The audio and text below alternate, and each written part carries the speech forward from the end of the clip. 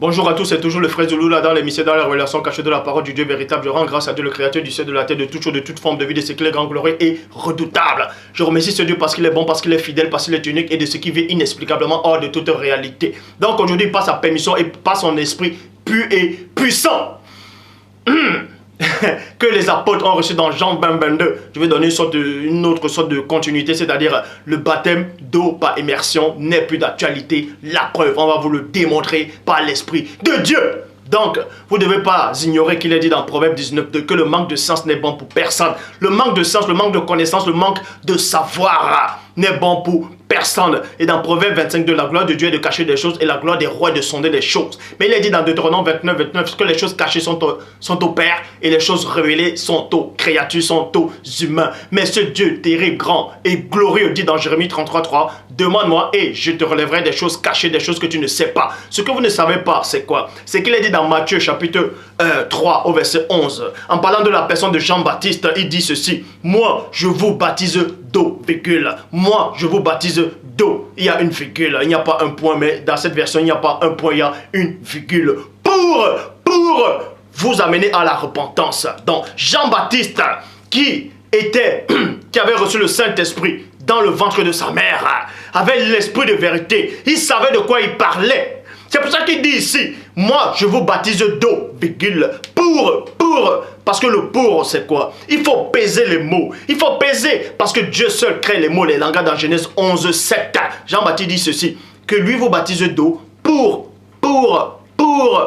vous amener à la repentance. Donc, le baptême d'eau de Jean-Baptiste, d'autres vont dire que c'est le baptême par immersion. Bon, acceptons que c'est le baptême par immersion. Selon, je prends les versions, lui second 1910, les autres versions. Et vers la fin, je vais prendre la bonne version qui traduit par rapport au baptême. Bref, vous pouvez vérifier dans toutes les versions que vous voulez, en tout cas. Tous ceux qui ont les versions des Bibles, tous ceux qui ont les Bibles devant eux, vous pouvez vérifier les light top, tout ça là, vous pouvez vérifier dans Matthieu chapitre 3 au verset 11. Et Dieu va vous donner la capacité de réfléchir. Ne lisez pas comme si vous lisez Tintin au Congo. Parce que je relis encore dans Matthieu chapitre 3 au verset 11. Moi, je vous baptise d'eau, virgule, il y a une virgule, pour vous amener à la repentance. Donc, le baptême de Jean par immersion symbolise quoi? C'est pour amener les gens à la repentance. Donc, ça veut dire quoi? Celui qui vit dans le péché, celui qui vit dans le désordre, celui qui vit dans la poubelle, pour arriver vers le Père, selon ce verset-ci, il fallait, écoutez attentivement, il fallait en tout cas ici, là, que eux là, ils puissent confesser les péchés.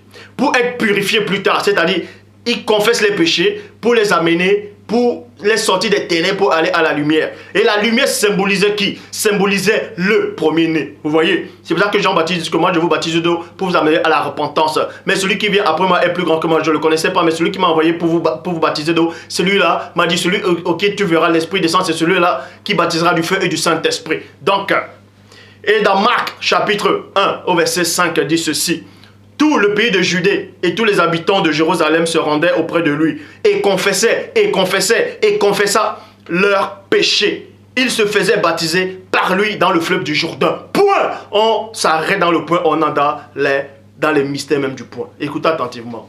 Dieu vous a donné le cerveau. Dieu vous a donné la capacité de réfléchir. Bon. Réfléchissez un peu. Réfléchissez. Il faut réfléchir en fait. Il faut réfléchir. Parce que vous vous amusez avec l'éternité.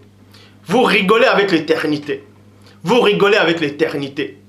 Vous voyez? Donc, Jean-Baptiste dit ici là, que lui, il vous baptise pour vous amener à la repentance. Est-ce que vous comprenez?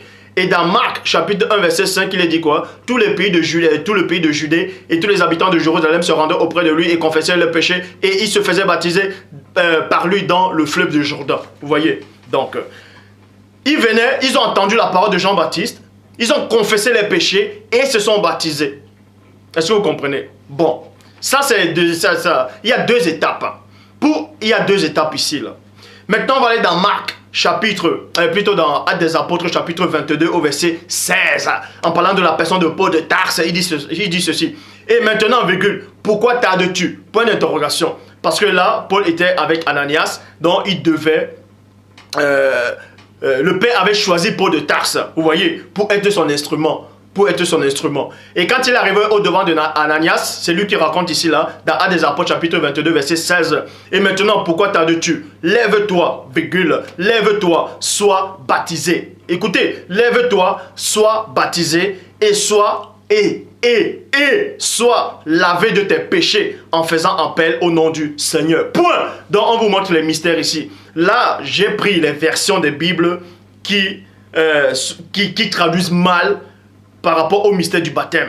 Vous voyez, ça, néanmoins, même si je prends cette version, on va vous montrer l'explication, on va vous montrer la vérité derrière ce qu'ils ont essayé de camoufler. Bon, toujours est-il que dans Matthieu chapitre 3 au verset 11, Marc chapitre 1 verset 5, Actes des Apôtres chapitre 22 verset 16, vous dit ceci.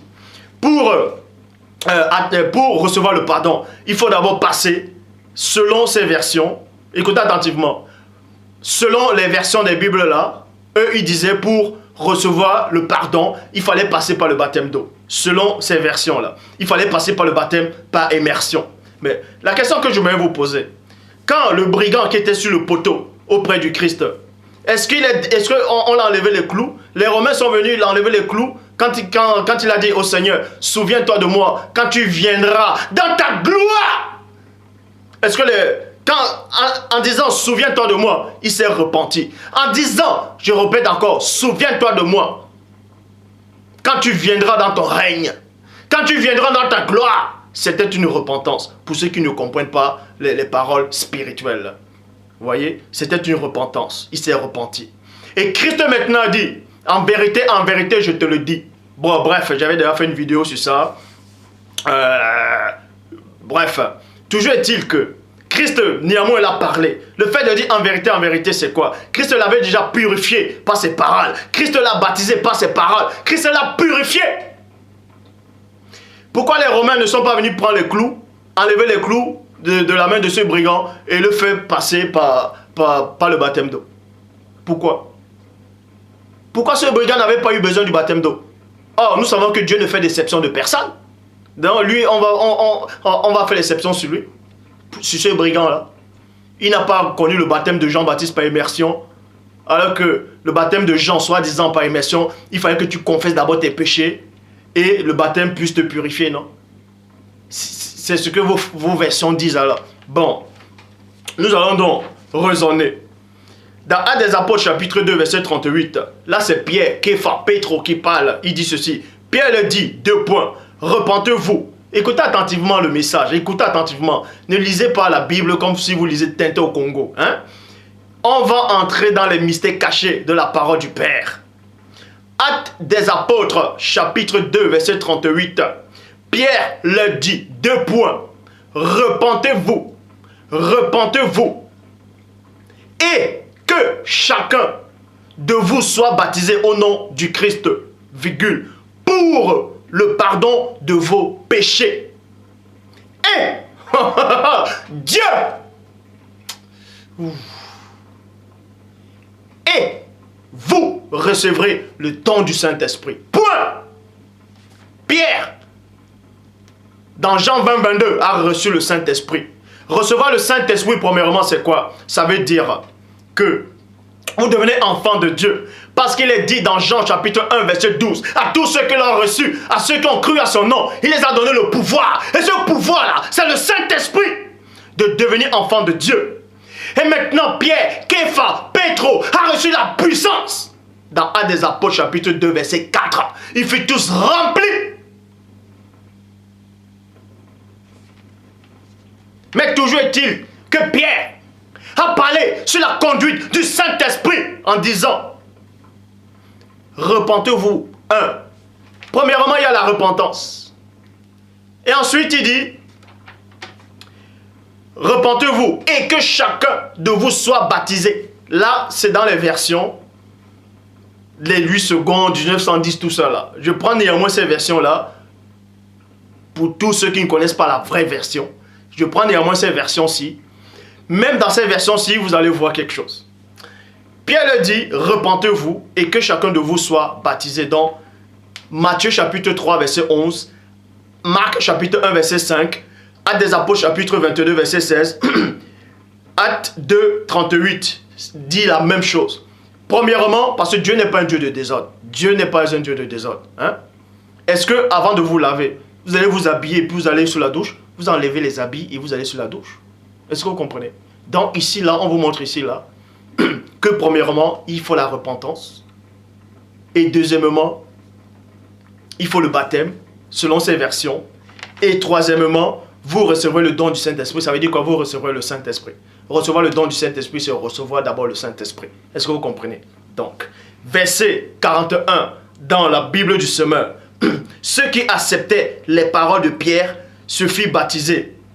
Et, virgule, ce jour-là, environ 3000 personnes furent ajoutées au nombre des croyants. Donc, Dieu n'est pas un homme pour se tromper, pour ne pas savoir distinguer le bien et le mal ou bien le jour et la nuit. Dieu n'est pas un Dieu de désordre, c'est un Dieu d'ordre. C'est un Dieu d'ordre. Nombre 23, 19, Dieu n'est point homme pour mentir, ni fils d'homme pour se repentir. C'est les humains qui sont dans le désordre. Les humains ne savent rien. Les humains ne savent rien. Les humains adorent un faux Dieu. Je dis bien encore, le Dieu que les gens adorent dans ce monde, c'est un faux Dieu. C'est un faux Dieu. Tout ce que vous voyez là est complètement faux. Tout ce qu'on vous présente est faux. Vous vivez dans une matrix. Tout ce qu'on vous présente, cette image que vous avez, que vous voyez tous les jours, cet état de choses que vous ressentez quand vous voyez la tête de quelqu'un, ça vous énerve. Quand tout ce que vous ressentez quand vous vous levez le matin pour aller travailler, d'autres qui ne vont pas travailler, tout ça là c'est une illusion.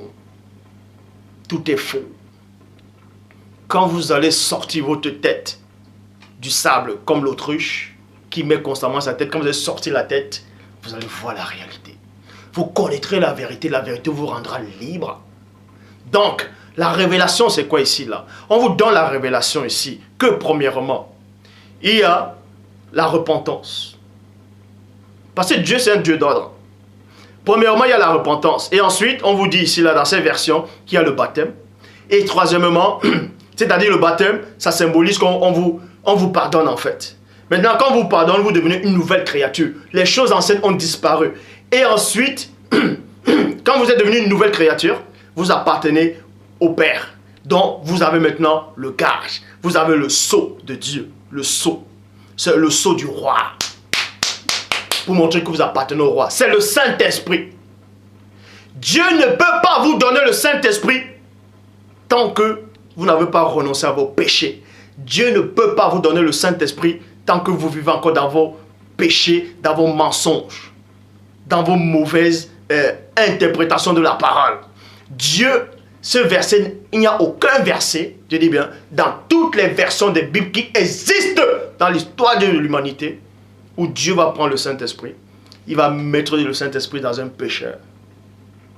Ça n'existe pas. Il faut que tu sois purifié. Il faut que tu te confesses d'abord. Et ensuite, Dieu te donne le Saint-Esprit.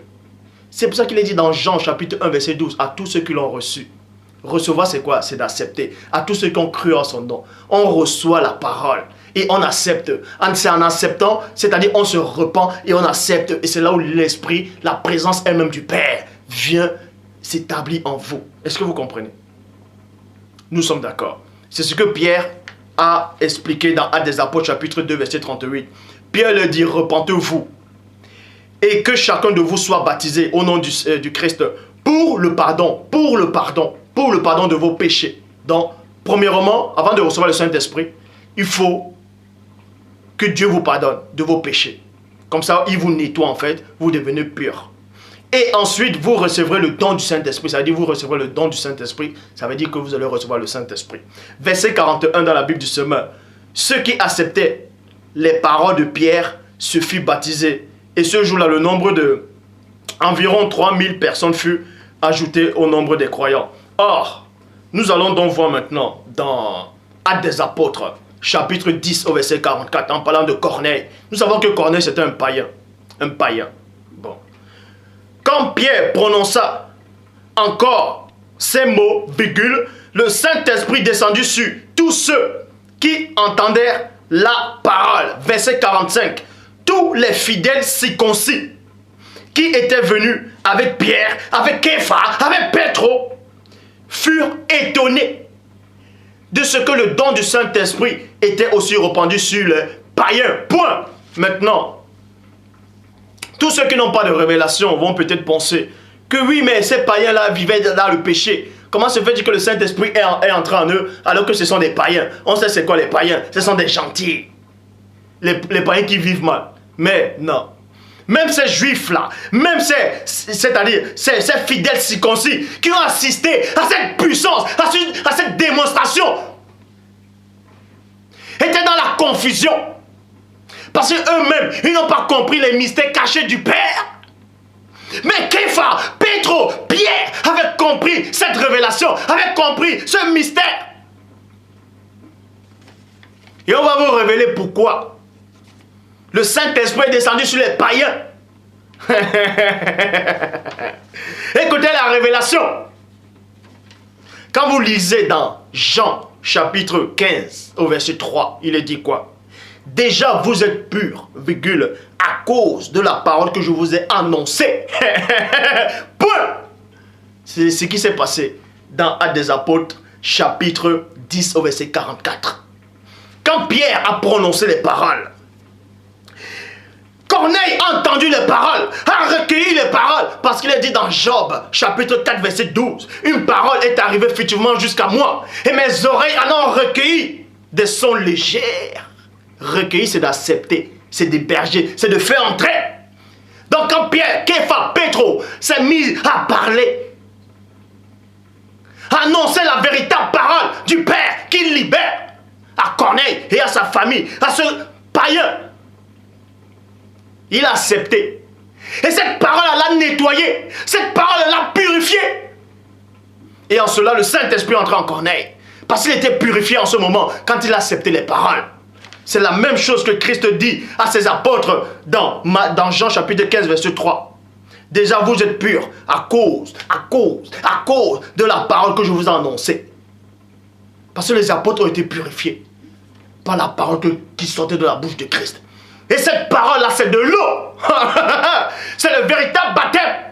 Ce n'est pas le baptême par immersion, mais c'est le véritable baptême. L'eau, c'est la parole. Pour ça, on va vous le démontrer. Et ces juifs qui étaient là n'ont pas compris le mystère. Pierre, lui, il avait compris. Parce qu'il avait déjà vécu cette scène-là. Il avait vécu cette scène avec ses semblables et avec le maître. Il avait vécu cette scène. Et ça s'est reproduit. Donc, dans Actes, chapitre 10, au verset 45, il est dit: peut-on refuser l'eau du baptême à ces gens qui ont reçu le Saint-Esprit, tout comme nous? Point d'interrogation. Ça, c'est une mauvaise version. C'est une version qui est contre Dieu, pure et simple. Je le dis, je répète et je pèse mes mots. Tous ceux qui acceptent cette version-là sont conduits dans l'erreur. Tous ceux qui acceptent cette version-là ont reçu un esprit de confusion, d'égarement. Deutéronome 28, 28. Le Seigneur Dieu te frappera du délit d'aveuglement, d'égarement d'esprit. T'allais tâtonner en plein jour.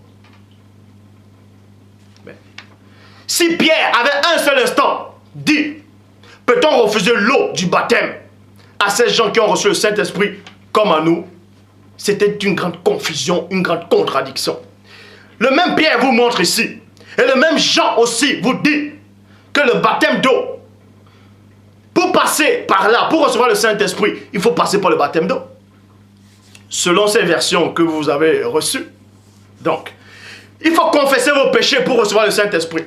Alors, comment se fait-il que quelqu'un a déjà le Saint-Esprit, on lui demande encore de repartir se baptiser d'eau, alors que le baptême d'eau là symbolisait la repentance. Donc, Dieu donne le Saint-Esprit à quelqu'un, à un pécheur, le Saint-Esprit entre en lui, après il dit maintenant à cette personne, va te repentir. Ça n'a pas de sens. Ça ne tient même pas la route. Ça ne tient pas la route. Ça ne tient pas la route. Ça ne tient pas la route.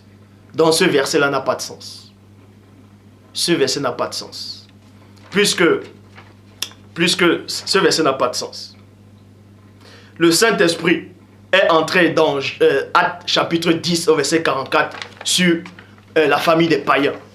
Et dans le verset 47, Pierre demande encore aux gens là, mais est-ce qu'on va les refuser maintenant le baptême d'eau, puisqu'ils ont reçu le Saint-Esprit? Donc en gros, on va les refuser la repentance. Mais réfléchissez. Réfléchissez. Il faut réfléchir. Là, on est dans un domaine spirituel. Tout, bon, je vais vous expliquer. Ça, c'est une bouteille d'eau. Vous voyez? Ça, c'est une bouteille d'eau. Ça, c'est une bouteille d'eau. Depuis que Adam, depuis le premier homme, jusqu'au moment où, là où vous me voyez, jusqu'à la fin des temps, ça, on va prendre l'exemple que ça, c'est le monde spirituel. Et depuis le premier homme, toutes les civilisations ont fait que fleurir là. On touchait là, ils ont cru comprendre tout le mystère du monde spirituel.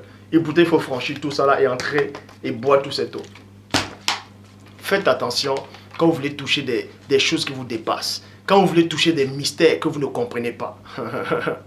Ce n'est pas donner à tout le monde d'enseigner. Vous pouvez ressentir des sensations en croyant que vous êtes de Dieu, pourtant Dieu ne vous connaît pas. Cette âme-là, qui a voulu toucher ces bœufs-là, pour que l'arche de l'alliance ne puisse pas tomber. Il avait des bonnes intentions selon lui.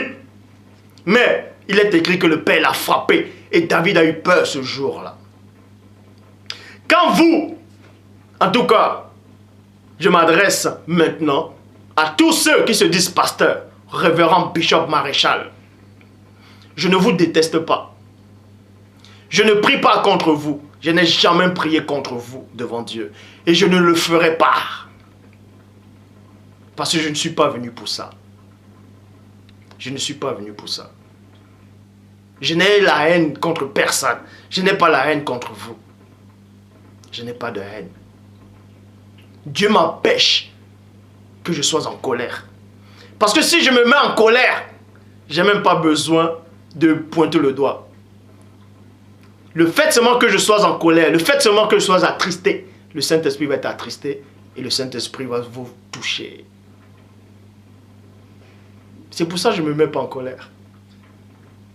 Parce que j'aime toutes les créatures de Dieu, en tout cas les humains de Dieu. J'aime les humains du Père, mais je n'aime pas les actes.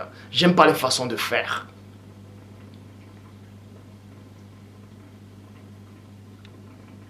Donc je m'adresse à tous ceux qui autorisent encore le baptême d'eau par immersion. À tous ceux qui viennent enseigner ça. À tous ceux qui parlent de baptême d'eau par immersion. Qui pensent peut-être que je suis égaré. Je m'adresse à votre esprit.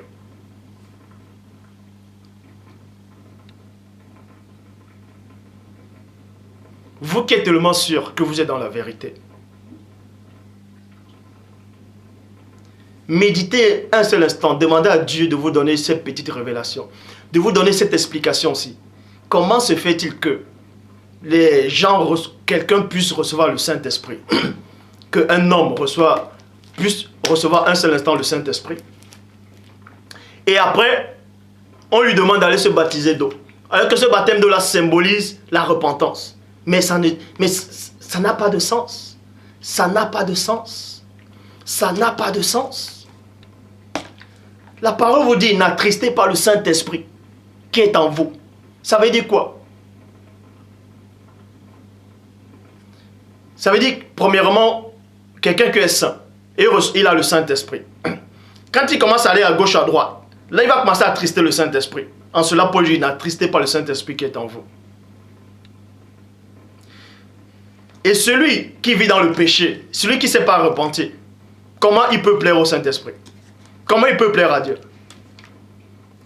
Comment il peut plaire à Dieu? Vous croyez que quelqu'un qui ne plaît pas à Dieu, Dieu va prendre son esprit, va le mettre dans cette personne-là? Mais il n'y a aucun verset. Ce verset n'existe pas. Ça ne peut pas exister. Le Saint-Esprit ne voudra même pas. Il n'acceptera même pas d'y entrer. Il ne pourra même pas. Il ne pourra pas. Donc, Actes des Apôtres, chapitre 10 au verset 47, qui dit, peut-on refuser l'eau du baptême à ces gens qui ont reçu le Saint-Esprit comme nous, est complètement faux. C'est une hérésie, c'est une confusion totale. Cette version-là, c'est-à-dire ce passage-là, est diabolique. Est diabolique. Tous ceux qui ont accepté ce passage-là ont reçu un esprit de confusion, d'égarement total. Je vais vous dire une chose. Je m'adresse à tous ceux qui regardent cette vidéo. Il y a plein qui croient que Dieu m'a réellement envoyé. Il y a d'autres qui ne croient pas. Il y a d'autres qui sont dans la confusion. Il y a d'autres qui observent mes paroles. D'autres qui méditent. J'aimerais vous dire quelque chose.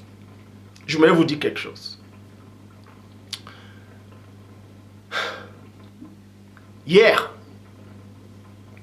j'étais en pleine méditation. Et j'ai commencé à adorer le Père en esprit. Et en quelques fractions de secondes, je me suis retrouvé dans le monde spirituel. Vous pouvez voir mes yeux pour voir si je mens ou si je dis la vérité. Si je mens, je rendrai compte à Dieu. Si je dis la vérité, que la gloire revient toujours au Père. Hier, dans ma prière, c'est-à-dire en esprit, je suis entré dans le monde spirituel, dans le royaume du Père lui-même. Mais toutefois, je ne dis pas que j'ai vu Dieu. Hier. Mais je suis néanmoins entré dans la présence divine. Et Dieu m'a transporté. Et il m'a montré quelque chose qui m'a beaucoup marqué. C'est quoi? C'est que tout ce que vous faites là, tout ce que vous dites, il y a plein de gens, plein de religions. Chaque religion se targue de posséder la vérité, de connaître le Dieu véritable.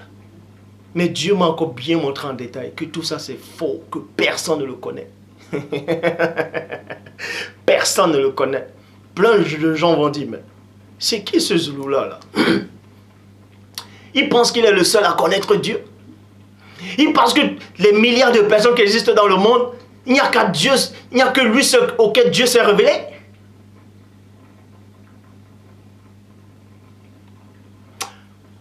La parole me dit aussi que dans Job, chapitre 1, verset 6, or, dans cette version-là, il est dit que les fils de Dieu vont un jour se présenter devant Dieu. Et Satan va aussi au milieu d'eux. Et Dieu dit à Satan, où étais-tu?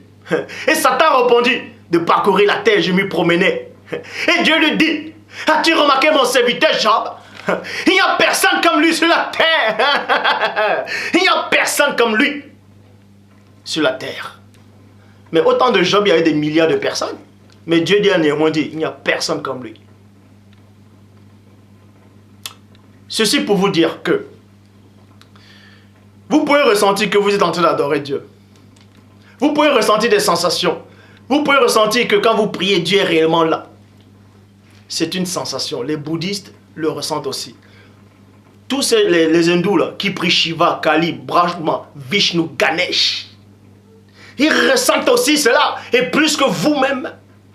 Vous croyez que vous avez la foi plus que les hindous qui sont en Inde là? Ah non, ah non, ah non, je dis non. Parce que ces hindous là, je les connais. Je les ai vus. Quand on ouvre les petits hôtels là, ils voient une statuette comme ça. Ils ont l'impression qu'ils ont vu les dieux. Ils sont en transe. Croyez que vous avez plus de foi qu'eux? Non. Tout ce que vous pouvez dire. Donc, ce que le Père m'a montré hier en fait, c'est quoi? Peu importe ce qui se passe dans le monde. Peu importe les vidéos que les gens pourront faire sur Internet. Peu importe de traiter l'autre, que l'autre c'est un faux prophète, l'autre c'est un bon prophète, l'autre c'est un homme de Dieu, l'autre c'est pas un homme de Dieu. Tout ça, ça ne sert à rien. Parce que tout est déjà pesé. Tout est mesuré. Tout est pesé. Tout est pesé. Tout est pesé. Souvenez-vous, tous ceux qui lisent la Bible en fait, dans Jean 17, plutôt dans Jean 10, quand Christ dit, j'ai encore d'autres brebis qui ne sont pas de cette bergerie. De cette bergerie. Parce qu'il y a une bergerie où il y a déjà un nombre de personnes. C'est comme une bouteille. Il y a de l'eau. Tant que l'eau n'est pas pleine, non. Qui ne sont pas de cette bergerie. Est-ce que vous comprenez? Donc, il faut qu'ils reviennent Ils remplissent la bouteille. Et c'est là où il y aura la fin. Et le même Christ revient dans Jean 17. Dans la prière sacerdotale, il dit, je prie pour ceux que tu m'as donnés. Je prie pour ceux que tu m'as donnés. Ils étaient à toi et tu me les as donnés.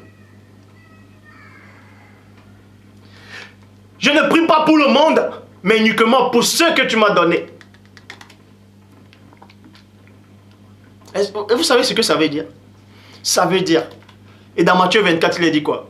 Ils feront des grands miracles et des prodiges au point de séduire les élus, s'il était même possible. Ça veut dire qu'il y a un nombre d'élus. Il y a un nombre d'élus. Même si vous lisez, il est dit, allez faites des nations mes disciples. Allez faites des nations. Il y a un nombre de personnes déjà. Et Dieu m'a montré cette bouteille-là, en tout cas spirituelle. Dieu m'a montré cette bergerie-là. Et le nombre de personnes qui doit être remplies, je connais le nombre de personnes qui doivent être remplies.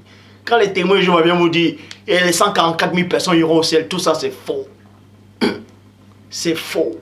L'explication des 144 000 personnes est faux. L'explication des 2 témoins, c'est complètement faux. Il n'y a aucun humain qui crache le feu. Mais si on vous dit dans Apocalypse 11 que le feu sort de leur bouche et ça boule les gens là, c'est une métaphore. Ce feu-là, c'est la parole. Je ferai une vidéo sur les 2 témoins pour vous montrer que ce n'est ni Élie ni Moïse. Les fausses explications. L'image de la bête qui monte de la terre, qui monte de la mer est complètement faux.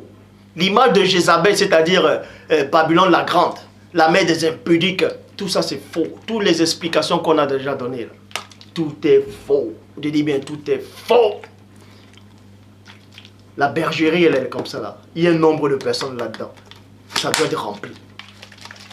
Et Dieu m'a montré. J'ai vu la fin. Mais je ne connais pas le jour et la date. Mais j'ai vu la fin.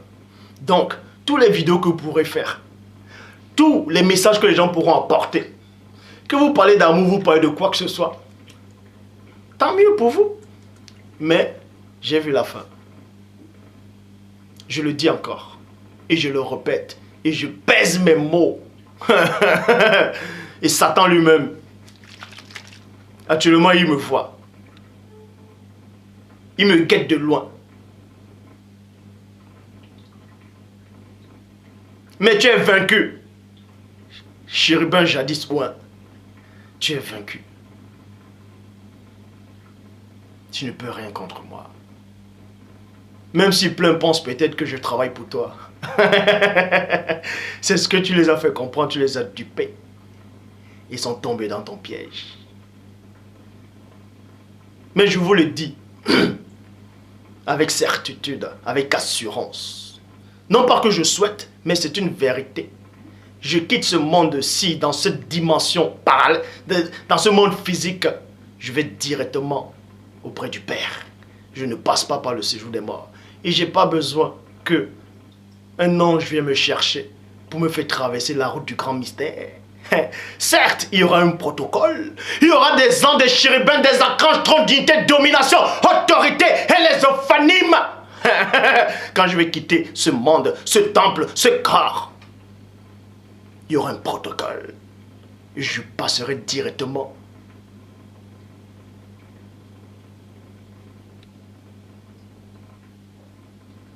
dans la cité, auprès du Père. Et je vais m'asseoir.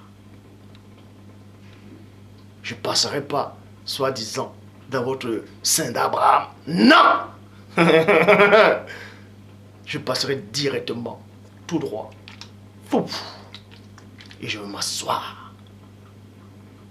Vous pouvez penser que je délire. Libre à vous. C'est votre pensée. Ça se passe dans votre tête.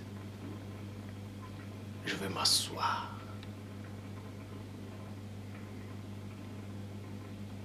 Dans les lieux très hauts. Dans les lieux très hauts. Jean 3,11. Nous disons ce que nous savons. Et l'on rend témoignage de ce qu'on a vu. Père, quand est-ce que je vais quitter ce monde? Jusqu'à quand serai-je encore dans cette enveloppe, dans ce corps. Je te remercie, Père, pour ta patience, pour ton amour, pour ta bonté, pour ta fidélité, pour ta sainteté, pour ta gloire.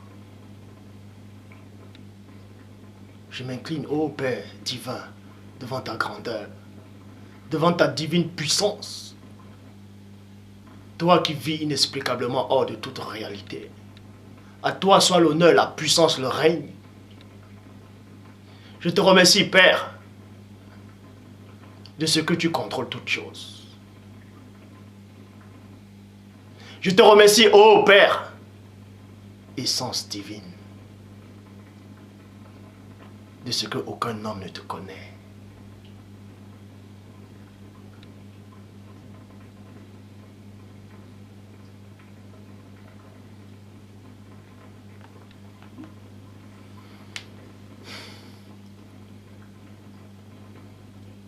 Donc, pour poursuivre l'enseignement, j'en ai terminé. Pierre, dans Actes des Apôtres, chapitre 10, verset 47, il dit, peut-on refuser l'eau du baptême à ces gens qui ont reçu le Saint-Esprit, tout comme nous? Ça, c'est complètement faux. Pierre n'a pas pu dire ça. C'est pour ça que dans la première phrase, dans l'une des premières vidéos par rapport au baptême, j'avais dit que si Pierre avait dit ça, il s'est contredit, soit il n'avait pas de révélation, soit il a mal agi. Bon. Personne ne peut recevoir le Saint-Esprit tant qu'il n'a pas confessé ses péchés, tant que ses péchés ne lui ont pas été pardonnés. Ça n'existe nulle part. Or, ici, là, dans ces fausses versions, on vous dit que les gens là, les païens là, Corneille et sa famille ont reçu le Saint-Esprit. Et maintenant, on leur demande de se baptiser. Et on les a baptisés d'eau. Pas immersion. C'est pas possible. Bon, verset 48. Et il ordonna de les baptiser au nom du Seigneur. Vous voyez, ça ne tient même pas la route. Ça ne tient pas la route. C'est pas possible. Or, la bonne version dit, en tout cas dans ce passage, dans la Bible de l'épée, Actes des Apôtres, chapitre 10, verset 47 à 48. Alors Pierre reprit, 2 points, n'entravez pas l'averse de la consécration, de la parole sur ceux qui ont reçu le Saint-Esprit aussi bien qu'à nous. Point. Ça veut dire quand Pierre, Pétro, Képha les a parlé, cette parole-là c'était de l'eau. Il les a nettoyés, les a purifiés avec cette eau-là, comme Christ avait fait à Pierre. Et les Juifs qui étaient là n'ont rien compris.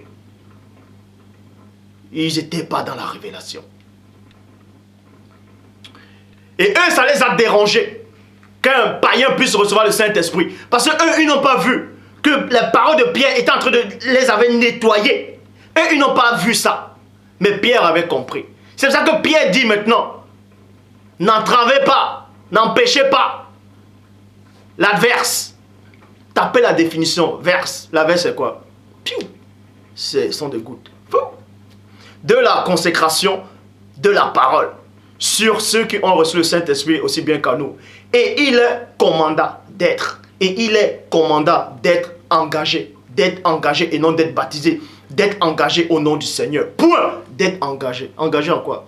Donc, quand ils ont été nettoyés, ils ont accepté Dieu, ils ont été pardonnés, ils ont été nettoyés, ils ont reçu le Saint-Esprit. Maintenant, il fallait qu'ils soient engagés dans le Seigneur. Donc, il fallait qu'ils œuvrent pour Dieu. C'est pour ça que Pierre est encore resté un moment avec Corneille. Encore resté chez Corneille. Engagé, c'est quoi? C'est qu'il devait encore bien lui parler encore de la parole du Père. Qu'il soit engagé. Maintenant, on va prendre les versions Louis II. Je vais prendre 3 versions de Louis II qui ont commis aussi les mêmes erreurs, mais ils se sont rattrapés. Ils se sont rattrapés. Parce que ils se sont rattrapés. Je vais prendre la version la plus courante. Louis II 1910. Il est dit ceci. Dans Éphésiens 5, verset 26. Écoutez attentivement, je vais prendre 3 versions de Louis II et des dates différentes. Et vous allez voir que dans chaque édition, dans chaque date, dans chaque époque, ils essaient de se corriger, de se rattraper. Parce qu'ils ont vu l'erreur qu'ils ont induite, c'est-à-dire l'erreur qu'ils avaient mis dans les fausses versions. Et plein de gens ont accepté cette erreur-là. Et plein de gens sont noyés, acceptent cette erreur-là.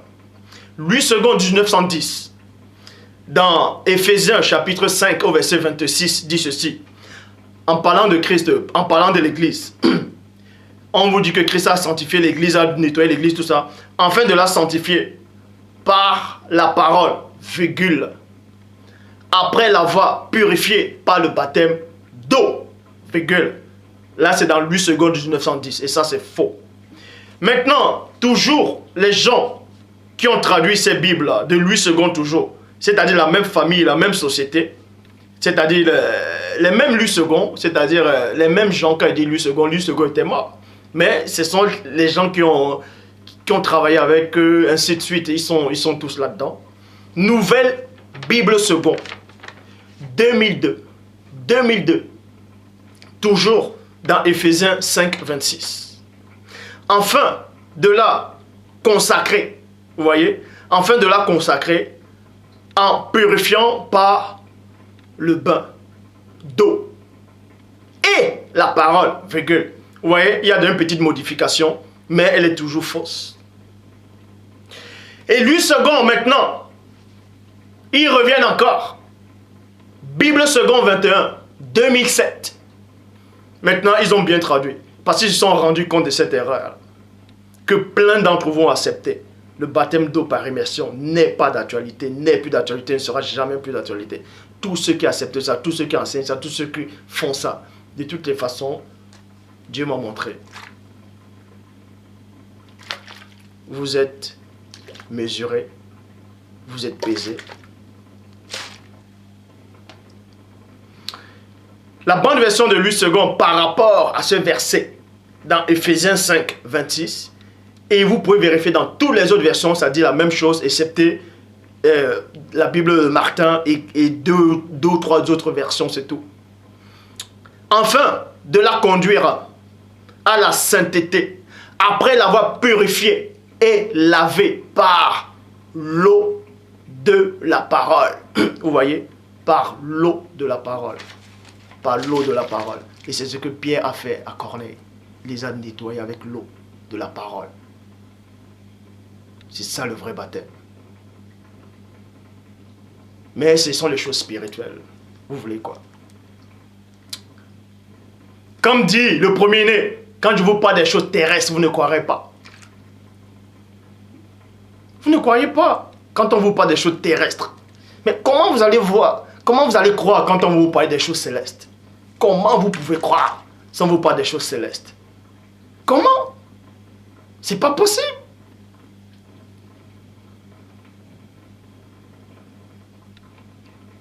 D'autres vont dire, Jésus, il est blanc. Qui s'appelle Jésus.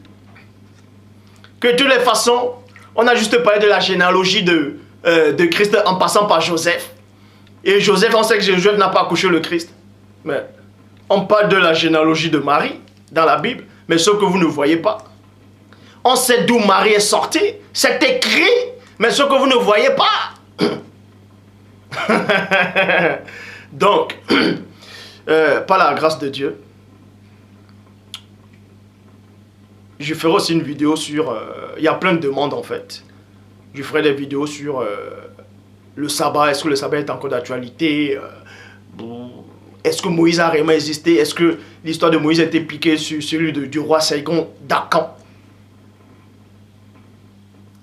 Les deux témoins, qui sont réellement les deux témoins, les 24 vieillards, les 144 000 personnes. On va vous donner l'explication de toute la Bible. L'explication de toute la Bible. En détail, avec précision. Que Dieu soit loué.